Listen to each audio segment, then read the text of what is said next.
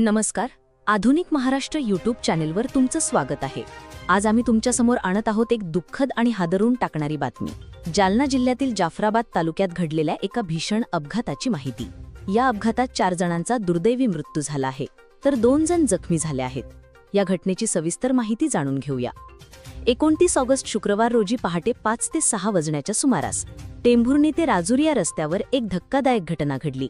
गाढेगव्हाण गावाजवळ एक भरधाव वेगाने येणारी कार रस्त्यावरून जात असताना मॉर्निंग वॉक करणाऱ्या 2 व्यक्तींना कारने जोरदार धडक दिली.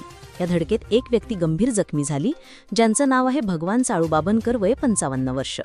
त्यांना तात्काळ उपचारासाठी जालना येथे रुग्णालयात दाखल करण्यात आलं आहे. दुसऱ्या व्यक्तीला किरकोळ दुखापत झाली आहे, पण त्यांची प्रकृती स्थिर आहे. या धडकेनंतर कारचा चालक नियंत्रण गमावून बसला आणि कार थेट रस्त्याच्या बाजूला असलेल्या शेतातील एका विहिरीत कोसळली. ही विहीर रस्त्याच्या अगदी कडेला असल्यामुळे हा अपघात अधिक भयानक झाला. घटनेची माहिती मिळताच स्थानिक पोलीस, अग्निशमन दल आणि गावकऱ्यांनी घटनास्थळी धाव घेतली. बचाव कार्य तात्काळ सुरू झालं. क्रेनच्या मदतीने विहिरीत पडलेली कार बाहेर काढण्याचा प्रयत्न चालू आहे. दुर्दैवाने कारमध्ये असलेल्या 4 व्यक्तींचा या अपघातात मृत्यू झाला आहे. मृत्यू झालेल्यांची नावे अशी आहेत: ज्ञानेश्वर भाऊसाहेब डकले आणि निर्मला सोपान डकले, हे दोघे गेवराई गुंगी गावातील, तर पद्माबाई लक्ष्मण भामिरे आणि ज्ञानेश्वर लक्ष्मण भामिरे हे कोपरडा गावातील. हे सर्वजण कारने सुलतानपूर येथे एका रुग्णाला उपचारासाठी घेऊन जात होते. बचाव कार्यात आतापर्यंत 1 मृतदेह बाहेर काढण्यात यश आलं आहे, तर उर्वरित प्रयत्न सुरू आहेत. या घटनेमुळे संपूर्ण परिसरात हळहळ व्यक्त केली जात आहे. कुटुंबीय आणि गावकऱ्यांमध्ये शोककळा पसरली आहे.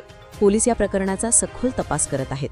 अपघाताचं नेमके कारण काय होते हे अद्याप स्पष्ट झालेले नाही, पण वेगवान वाहन चालवणे आणि रस्त्याच्या कडेला असलेल्या विहिरीमुळे हा अपघात घडला असा प्राथमिक अंदाज आहे.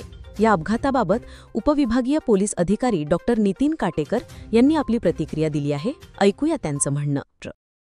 आज या ठिकाणी गाडेगव्हाण रोडवर एक सकाळी पहाटे एक गाडी ॲक्सिडेंट होऊन विहिरीत पडलेली आहे आणि या ठिकाणी माहिती मिळताच आम्ही पोलीस असतील, त्यासोबत महसूल विभागाचे SDM साहेब आहेत, त्यानंतर आपत्ती विभागाची टीम आहे आणि त्यासोबतच फायर ब्रिगेडच्या आसपासच्या परिसरात सगळ्या गाड्या या ठिकाणी आलेल्या आहेत आणि त्यांना कार बाहेर काढण्यासाठी आणि त्या कारमध्ये किती लोक आहेत याचा आम्ही शोध घेत आहोत.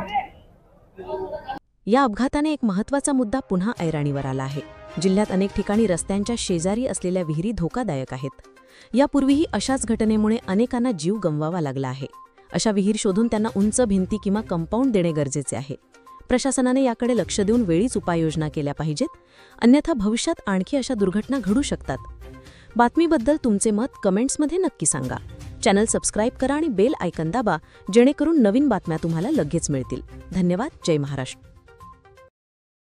Subscribe now and press the bell icon. Never miss an update. Subscribe now and press the bell icon. Never miss an update. Subscribe now and press the bell icon. Never miss an update. Subscribe now and press the bell icon. Never miss an